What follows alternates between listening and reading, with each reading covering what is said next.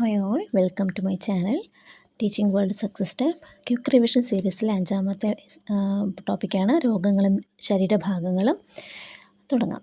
Diphtheria ബാധിക്കുന്നത് തൊണ്ടയെ, malaria പ്ലീഹയെ, മുണ്ടിനീര് ബാധിക്കുന്നത് parotid gland അല്ലെങ്കിൽ ഉമിനീർ ഗ്രന്ഥിയെ, ടൈഫോയിഡ് ബാധിക്കുന്നത് കുടലിനെ, പയോറിയ മോണയെ ബാധിക്കുന്ന രോഗമാണ്, ഹെപ്പറ്റൈറ്റിസ് കരളിനെ ബാധിക്കുന്ന രോഗം, സിറോസിസ് കരൾ, മെനിഞ്ചൈറ്റിസ് തലച്ചോറ്, പാരാലിസിസ്, അൽഷിമേഴ്സ്, പാർക്കിൻസൺസ്, അപസ്മാരം, പേവിഷബാധ ഇവയെല്ലാം നാഡീവ്യവസ്ഥയെ ബാധിക്കുന്ന രോഗമാണ്.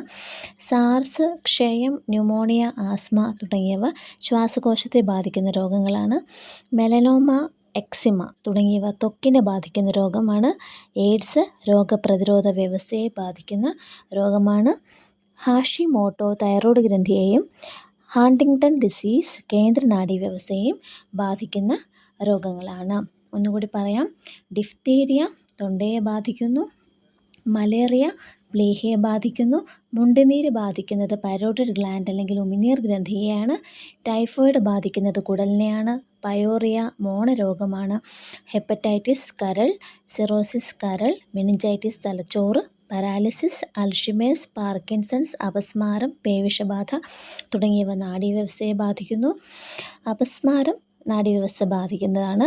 സാർസ്, ക്ഷയം, ന്യൂമോണിയ, ആസ്മ തുടങ്ങിയവ ശ്വാസകോശത്തെ ബാധിക്കുന്ന രോഗമാണ്. മെലനോമയും എക്സിമയും ത്വക്കിനെ ബാധിക്കുന്ന രോഗമാണ്.